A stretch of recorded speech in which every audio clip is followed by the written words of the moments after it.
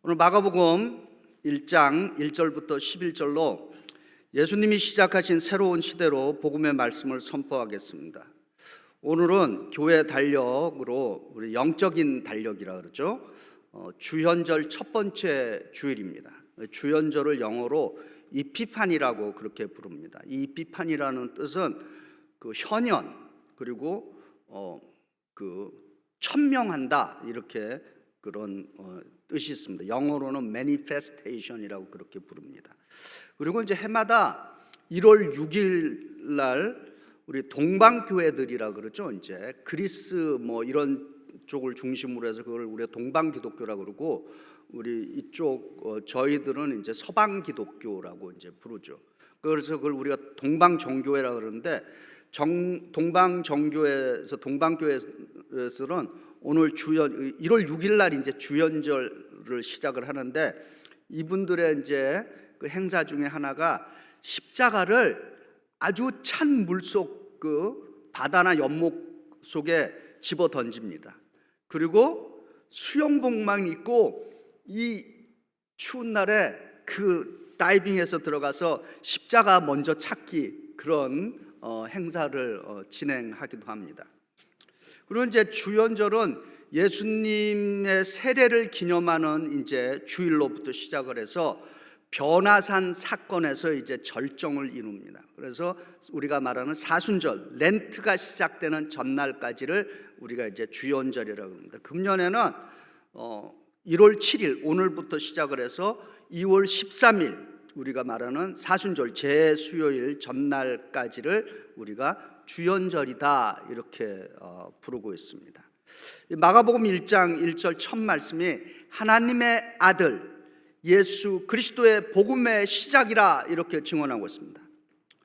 우리말 성경은 시작이 예수 그리스도의 복음의 시작이라 이렇게 해서 시작이 제일 끝에 와 있는데 다른 이 원어 성경은 시작이 문장 제일 앞에 와 있습니다.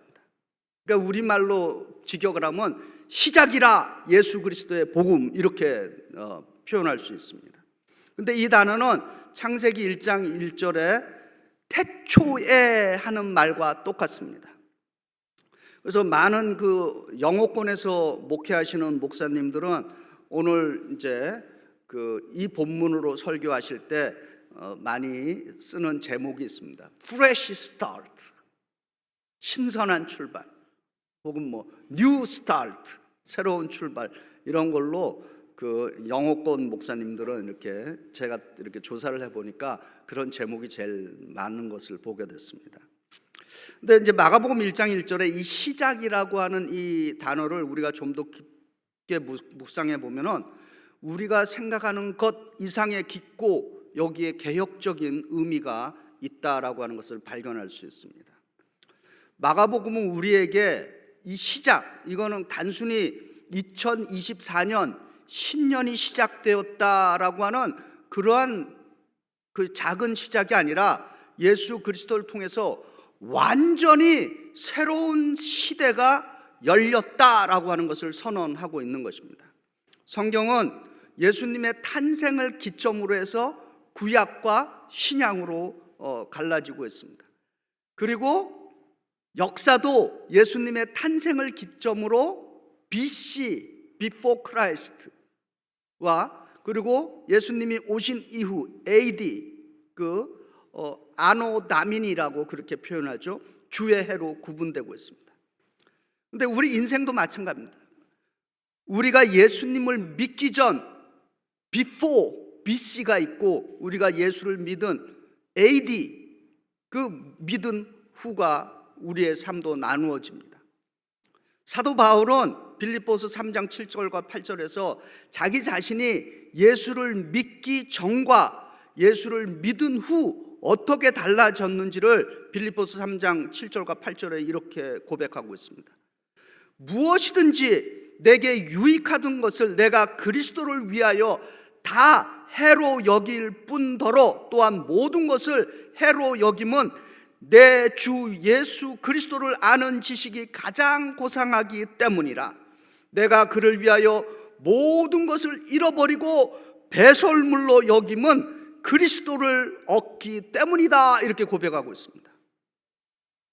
그러니까 예수 믿기 전에 사도 바울은 모든 것을 참 귀하게 여겼는데, 예수 믿은 후에 그의 모습은 자기가 지금까지 알고 누렸던 그 모든 것을 배설물, 고상하게 번역했지만은 직역을 하면은 똥같이 여긴다, 쓰레기같이 여긴다, 이런 뜻인 것입니다. 우리도 예수님을 믿은 후에 이러한 놀라운 삶의 변화가 있어야 될 줄 믿습니다. 마가복음은 우리들에게 예수를 영접하는 그 순간이 우리에게는 완전히 그냥 새로운 날이 아니라 새로운 시대가 열렸다라고 하는 것을 증거하고 있는 것입니다. 그래서 마가복음 처음 두 단어, 시작은 이 새로운 시대를 선언하는데, 그 새로운 시대가 무엇을 말씀하는지를 우리가 해석하며 적용해 보고자 합니다. 첫 번째로 마가복음 1장 1절에 하나님의 아들 예수 그리스도의 복음의 시작이라, 새로운 시작은 복음의 시대다라고 하는 것을 선언하고 있습니다. 복음, 영어로는 굿뉴스 그렇게 번역하고 있고, 또 가스플 이렇게 번역하고 있습니다. 그러니까 기쁜 소식이라는 뜻인 것입니다. 이 복음의 시대는 무엇이 기쁜 소식인지 예수 믿는 사람들은 이 복음이 무엇인지 알아야 한다라고 하는 것입니다. 예수 믿는 사람들은 예수 그리스도의 복음을 알아야 할 뿐만 아니라 이 복음에 대한 확신이 있어야 하는 것입니다. 교회 오면 복음 얘기하는데 도대체 뭐가 복음인지에 대해서 우리가 본인도 자신이 없고, 복음이 뭐냐 그러면은 참 뭐라고 대답하기가 힘들 때가 많이 있습니다. 그러면 이제 성경 구절을 통해서 한 세 가지만 복음을 좀 요약을 해보고자 합니다. 로마서 1장 16절에 이렇게 증거합니다. 사도 바울이 내가 복음을 부끄러워하지 아니하노니 이 복음은 모든 믿는 자에게 구원을 주시는 하나님의 능력이 됨이라. 아멘. 복음은 모든 믿는 자에게 구원을 주시는 하나님의 능력이다라고 하는 것입니다. 두 번째로 골로새서 2장 15절에 이렇게 증거합니다. 통치자들과 권세들을 무력화하여 드러내어 구경거리로 삼으시고 십자가로 그들을 이기셨느니라. 아멘. 복음은 예수 그리스도의 십자가의 승리인 것입니다. 세 번째로 에베소서 2장 8절과 9절입니다. 너희는 그 은혜에 의하여 믿음으로 말미암아 구원을 받았으니 이것은 너희에게서 난 것이 아니요 하나님의 선물이라. 행위에서 난 것이 아니니 이는 누구든지 자랑하지 못하게 함이라. 복음은 내가 할 수 없는 것을 은혜이신 예수 그리스도께서 나를 위해서 다 이루셨다라고 하는 것입니다. 그래서 복음은 모든 믿는 자에게 구원을 주시는 하나님의 파워, 복음은 모든 것을 십자가로 이기신 예수 그리스도의 십자가의 승리, 복음은 예수께서 내가 할 수 없는 것을 나를 위해서 다, 우리를 위해서 다 이루셨다라고 하는 것이 복음인 것입니다. 적어도 이 정도에 대한 복음에 대한 확신은 우리가 갖고 살아가야 할 줄 믿습니다. 내 능력으로, 내 노력으로 내가 피땀 흘려서 했다 그러면 그거는 복음이 아닌 것입니다. 그건 자기 노력으로 한 것이기 때문인 것입니다. 그러나 우리가 아무리 노력하고 아무리 내가 피땀을 흘렸다 하더라도 예수를 믿으면은 그 복음의 능력을 통해서 그것마저도 하나님께서 능력을 주셨기에 피땀 흘리며 살아갈 수 있게 되는 줄 믿습니다. 두 번째로 마가복음 1장 2절과 3절에 선지자 이사야의 글에 보라 내가 내 사자를 내 앞에 보내노니 그가 내 길을 예비하리라. 내 길을 예비하리라. 광야에 외치는 자의 소리가 있어 이르되 너희는 주의 길을 준비하라. 그의 오실 길을 곧게 하라. 새로운 시대, 새로운 시작은 새로운 길의 시작이다라고 하는 것입니다. 새로운 길은 영어로 the way, 도의 길이다라고 하는 것입니다. 우리 성경에 보면은 지금은 우리를 기독교인이라고 부르지만은 처음에 기독교인들을 성경에 뭐라고 부르는 줄 아십니까? The way라고 불렀습니다. 그 길. 사도행전 9장 2절에 사도 바울이 이제 예수 믿는 사람들을 핍박하고 체포하기 위해서 갈 때 사도행전 9장 2절에 이렇게 증거합니다. 다메섹 여러 회당에 가져갈 공문을 청하니 이는 만일 그 도를 따르는 사람들을 만나면은 남녀를 막론하고 결박하여 예루살렘으로 잡아오려 함이라. 이제 사도행전 11장 26절에 그 도를 따르는 무리가 어떻게 바뀌었는가 이렇게 증거합니다. 제자들이 안디옥에서 비로소 그리스도인이라 일컬음을 받게 되었더라. 아멘. 처음으로 우리가 크리스찬, 왜 크리스찬이라고 불렀을까? 그리스도 예수처럼 살아간다, 그래서 붙여진 이름인 것입니다. 근데 이것도 자기들이, 우리들이 붙인 이름이 아니라는 데 있는 것입니다. 주변의 사람들이 예수 믿는 사람을 보니까 크라이스트 라이크 같은 사람들이구나, 예수와 같은 사람들이구나, 그래서 크리스찬이라고 하는 이름을 다른 사람이 우리를 그렇게 불러준 것입니다. 얼마나 놀라운 이름인 것입니까? 우리는 이 베이사이드 연합감리교회라고 그랬죠. 메소디스트. 이 이름도 우리 스스로가 붙인 이름이 아닌 것입니다. 이 메소디스트들이 처음에 시작할 때 이분들이 왜 메소디스트라고 붙였냐면은 모든 거를 질서정연하게 딱딱딱 시간을 정해갖고 정해진 시간에 모여서 기도하고 정해진 시간에 모여서 예배드리고 정해진 시간에 모여서 말씀 공부하고 정해진 시간에 전도하고 선교하고, 너무나 이걸 규칙적으로 하다 보니까 옥스포드에 있는 그 대학생들이 이 감리교 처음에 이제 이렇게 모이니까 저 메소디스트들, 그 쉽게 얘기하면 저 규칙쟁이들 이렇게 불렀습니다. 그리고 그 주변의 사람들도 왜 저 사람들은 모이기만 하면은 저렇게 이렇게 탁탁탁탁 이렇게, 그걸 우리가 영적인 구조라고 부릅니다. 그렇게 그 영적인 질서를 따라서 저렇게 하는가? 그렇게 해서 다른 사람들이 메소디스트라고 이름을 붙여줬고, 그리고 그 이름이 오늘 감리교회 이름이 된 것입니다. 우리가 부른 것이 아닌 것입니다. 남이 불러준 것입니다. 기독교인들은 살아가는 그 방법, 길이 다른 것입니다. 우리가 걸어가야 할 길이 있습니다.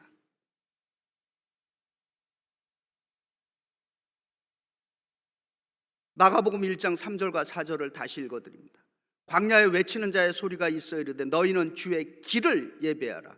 그의 오실 길을 곧게 하라. 기록된 것 같이 세례 요한이 광야에서 이르러 죄 사함을 받게 하는 회개의 세례를 전파하니라. 너희는 주의 길을 예배하라. 이 주의 길은 회개의 길을 이야기한다라고 하는 것입니다. 예수 믿으면은 회개가 있어야 되는 것입니다. 가슴을 좀 두드리는 그러한 회개가 있어야 되는 것입니다. 잘못 살아왔다라고 하는 것을 반성할 수 있는 그러한 길이 있어야 되는 것입니다. 또한 새로운 삶을 살겠다는 그 성령의 능력으로 새로운 삶을 살겠다라고 하는 그 다짐의 길이 있어야 한다라고 하는 것입니다. 우리가 걸어가야 통과해야 되는 세 가지의 길이 있습니다. 첫째는 회개의 길이 있습니다.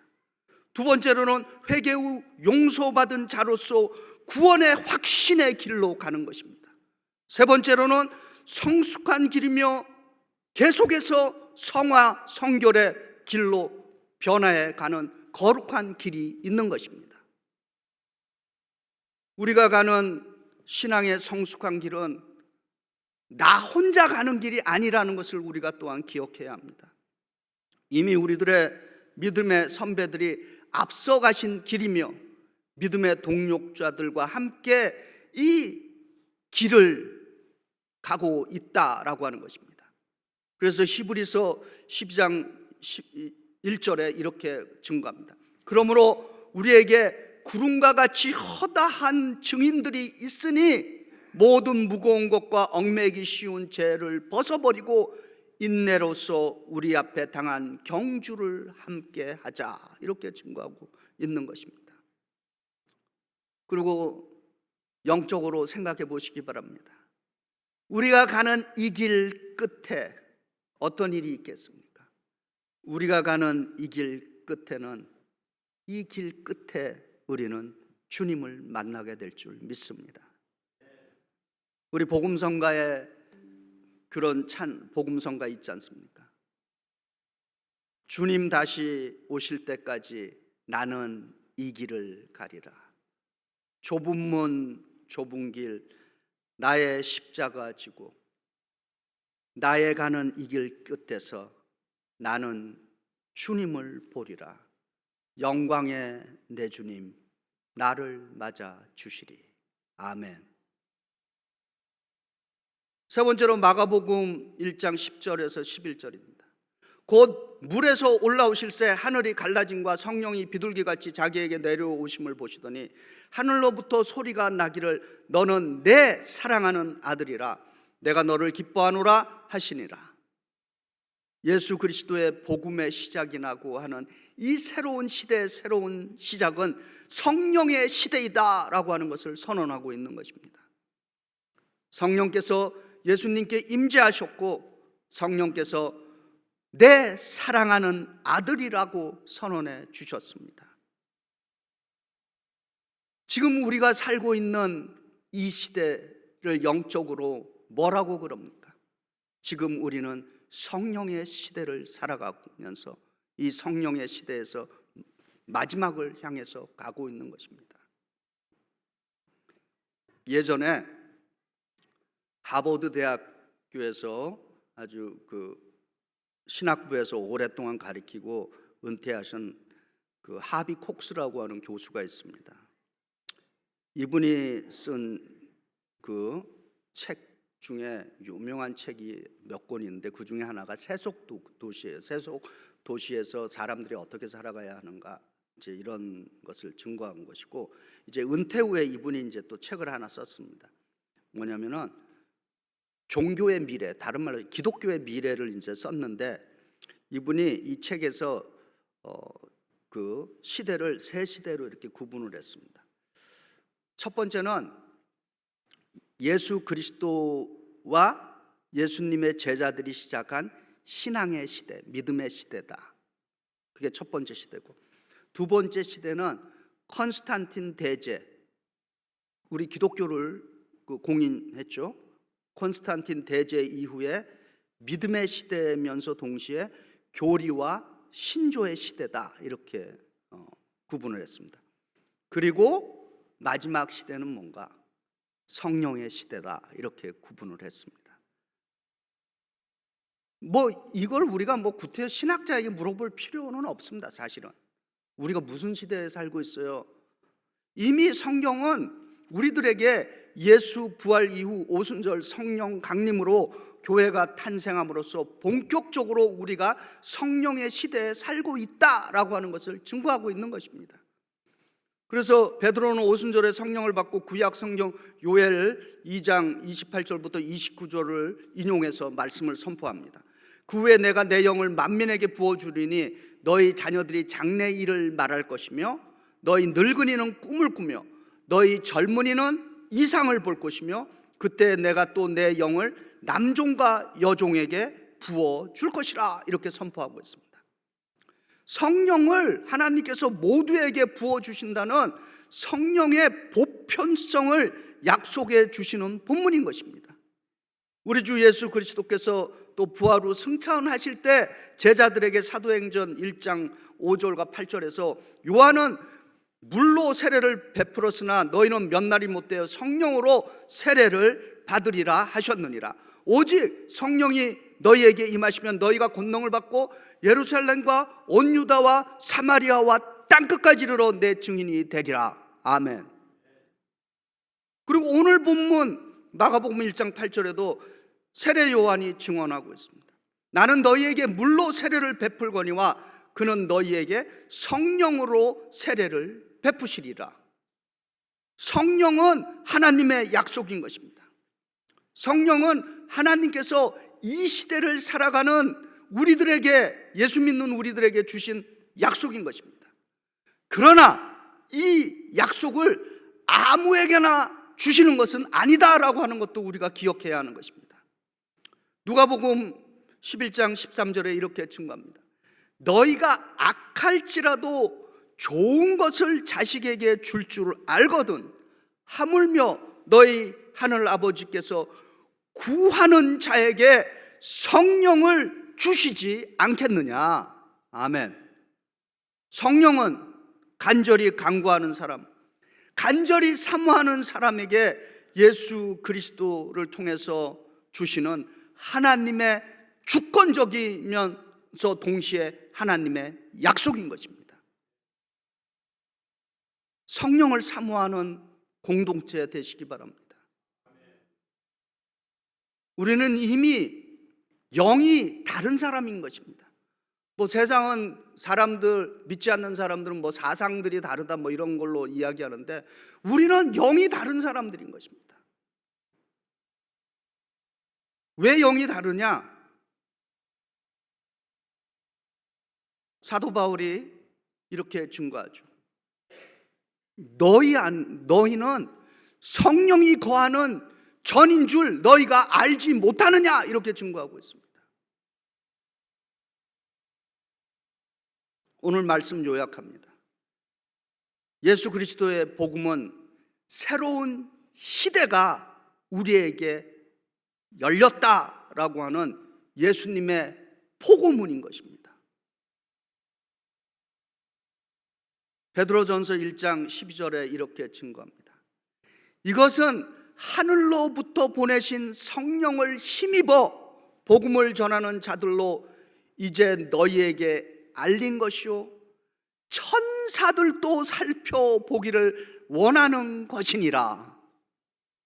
예수 그리스도가 시작하신 이 복음의 시대는 천사들도 알기를 원하는 것이다 라고 하는 것입니다.